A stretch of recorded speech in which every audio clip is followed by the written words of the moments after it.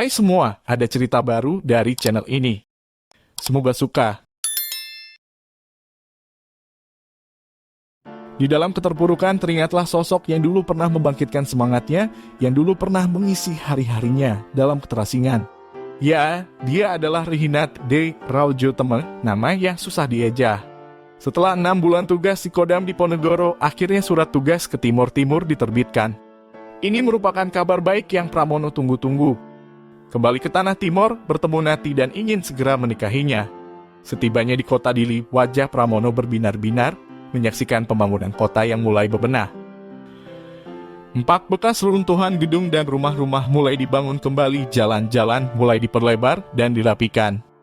Keamanan kota yang makin terkendali, ini menunjukkan pemerintah pusat Republik Indonesia serius memikirkan nasib rakyat Timur-Timur. Sesampainya di markas besar, Pramono pun istirahat. Kesok harinya Pramono meminta izin agar ditugaskan menjaga keamanan di daerah tempat di mana Nati tinggal. Dan izin pun dikeluarkan beberapa hari berikutnya. Pagi itu hari yang ditunggu-tunggu tiba. Pramono beserta rombongan bergegas meluncur menggunakan truk tentara menuju perkampungan yang dulu pernah dia tinggali selama hampir 3 tahun itu. Nampak dalam perjalanan kampung-kampung pun mulai terlihat aktivitasnya, penduduk mulai kembali ke kampungnya masing-masing. Pertanian dan perniagaan mulai berjalan normal. Nampak setiap sudut jalan terdapat pos-pos penjagaan TNI untuk menjaga kestabilan keamanan.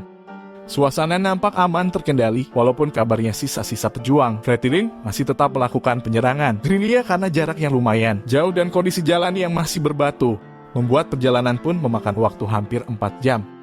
Dalam perjalanan itu wajah Pramono nampak terus berseri-seri seakan tak sabar ingin bertemu wanita yang dirindukannya.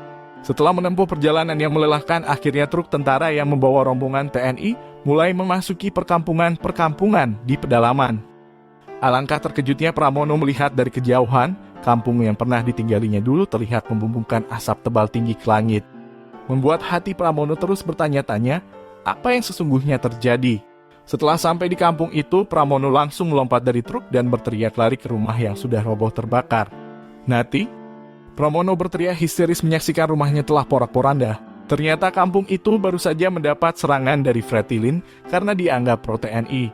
Dan beberapa TNI yang berjaga di sana juga banyak yang tewas. Kakek. Pramono histeris melihat kakeknya terkapar berlumuran darah. Kek, bertahanlah, Kek. Bertahanlah. Pramono menangis sekencang-kencangnya melihat kakek yang dulu pernah merawatnya telah meninggal dengan cara mengenaskan. Kakek, maafin aku, Kek. Pramono menangis histeris sembari mengoyang-ngoyang tubuh kakeknya berharap masih ada tanda-tanda kehidupan. Namun kakek itu tetap diam tak bergeming. Kakek itu telah tewas ditembus beberapa peluru yang keluar dari moncong anggota Fretilin. Darahnya masih segar menandakan tragedi itu belum lama terjadi. Nati di mana kamu? Lalu Pramono berdiri dengan mata yang menyapu pandangan mencari keberadaan Nat. Raut wajahnya pucat pasi yang menggambarkan kekhawatiran yang mencengkeram batinnya. Nati, Pramono terus berteriak histeris. Sesaat terdiam menahan kobaran api yang menyulut emosi dan dendam yang membakar jiwanya. Lalu Pramono mengangkat senjatanya tinggi-tinggi dengan wajah garang seperti singa. Ayo, kita habisi mereka, kita cari persembunyiannya, perintah Pramono pada anak buahnya. Namun belum lama melangkah, salah satu dari anggotanya mendapat kabar bahwa sebagian warga yang selamat ternyata diungsikan oleh anggota TNI yang berjaga di sana. Para warga yang kebanyakan terdiri dari wanita dan anak-anak itu diungsikan ke kampung Caibada yang tak jauh dari kampung itu. Tolong urus pemakaman kakek dan orang-orang yang meninggal dalam tragedi ini, makamkan mereka secara layak. Perintah Pramono pada beberapa anak buahnya. Lalu Pramono dan sebagian prajuritnya segera naik kembali ke truk dan langsung menuju kampung Caibada kecamatan Baucau. Setelah sampai nampak di sana tenda-tenda besar TNI telah berdiri kokoh yang diisi ratusan pengungsi. Hiruk-pikuk suasana pengungsian sangat terasa di sini. Dari kerumunan pengungsi itu, nampak seorang perempuan mendekati truk TNI yang baru saja tiba. Alangkah bahagianya Pramono, gadis yang dirindukan selama ini ternyata selamat dan menyambut kedatangannya di Tanah Timur ini. Nati, ucap Pramono langsung memeluk tubuh Nati erat-erat. Mencium keningnya dan memeluknya lagi. Seakan mereka berdua tak menghiraukan adegan mereka ditonton orang-orang yang ada di sana. Maafin aku, Nat, maafin aku. Aku benar-benar sayang padamu, Nat. Maafin aku. Saat ini aku sadar, aku benar-benar takut kehilanganmu. Ucap Pramono sembari tetap memeluk tubuh Nati tanpa lepas begitu lamanya. Ya mas, aku juga sangat sayang padamu, bahkan jauh-jauh hari sebelum kamu sayang padaku, jawab Nati, berbisik lirih. Setelah itu akhirnya Pramono dan Nati melangsungkan upacara pernikahan. Walau pesta itu dilangsungkan di tenda pengungsian, namun acara itu tetap berjalan penuh hikmat dan meriah. Setelah menikah, Nati yang bernama lengkap Rehinat de Raudjotemu berganti nama menjadi Nati Nurbaiti. Dan mereka pun menjalani sisa hidup mereka dengan bahagia. Setelah beberapa tahun, kebahagiaan mereka semakin sempurna setelah dikaruniai 3 orang anak. Mereka tinggal di kota Dili, Timur Timur. Hari-hari mereka berjalan normal dan bahagia seperti pada umumnya masyarakat yang tinggal di kota Dili. Karena pada masa itu Presiden Soeharto memang memberi perhatian khusus pada provinsi baru ini. Namun keadaan berubah seketika saat di pemerintahan pusat Soeharto dilengsarkan digantikan dengan B.J. Habibie. Bumi Lorosaya yang semula mulai berangsur membaik kini kembali kacau. Sisa-sisa pasukan Fretilin kembali membuat kekacauan. Mereka mulai merekrut anggota-anggota baru dan mulai melakukan perlawanan. Apalagi pihak asing seperti Australia, Portugal, dan PBB ikut campur tangan yang membuat pihak pro kemerdekaan semakin menjadi-jadi. Hingga akhirnya pada tanggal 30 Agustus 1999 diadakanlah referendum di bawah perjanjian yang disponsori oleh PBB antara Indonesia dan Portugal. Dan mayoritas penduduk Timor Leste memilih merdeka dari Indonesia. Pada tahun 2002 Timor Leste resmi merdeka dan menjadi negara yang berdaulat. Dan setelah itu semua tentara dan penduduk yang mendukung pro-Indonesia harus segera angkat kaki dan keluar dari wilayah Timor Leste. Timor Leste. Tak terkecuali Pramono dan keluarganya, mereka harus pergi meninggalkan kota yang selama bertahun-tahun ditinggalinya.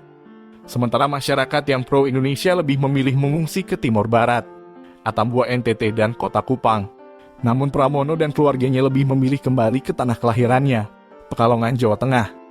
Anggap saja ini kado menjelang hari pensiunan papa. Lagian aku belum pernah lihat kampung halaman papa, ucap anak-anaknya yang mulai beranjak dewasa.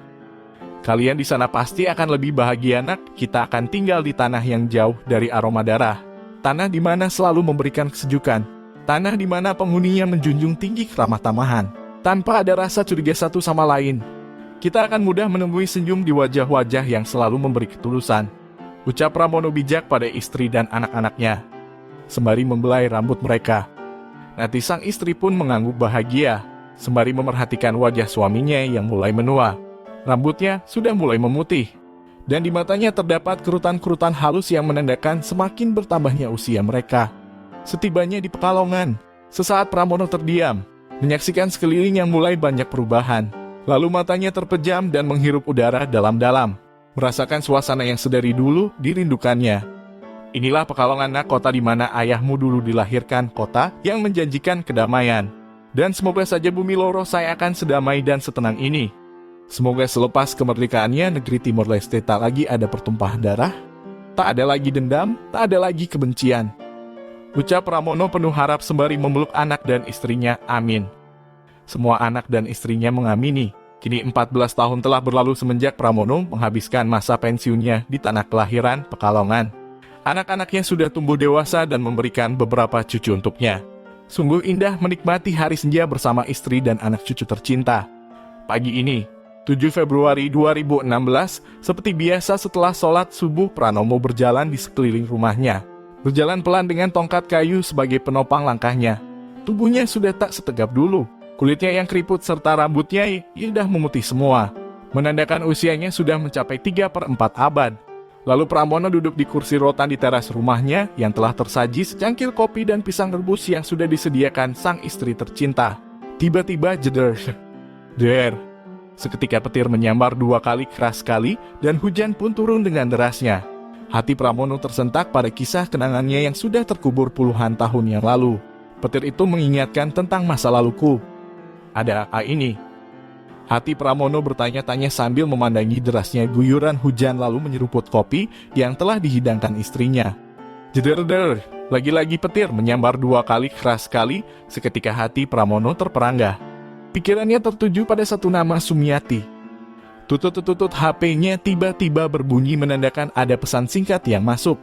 Dengan sigap Pramono mengambil HP-nya dan langsung membaca. Pramono sahabatku, kiranya berkenan sudilah datang ke rumahku. Sumiati sakit keras, Pram, kami butuh kedatanganmu.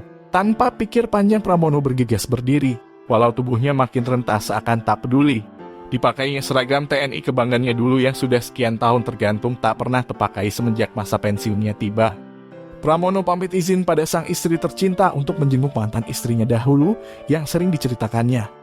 Tongkat kayu dengan pongkol melengkung sebagai pegangan menuntun setiap langkahnya. Pagi itu saat kabut tipis samar-samar masih menyelimuti hamparan sawah.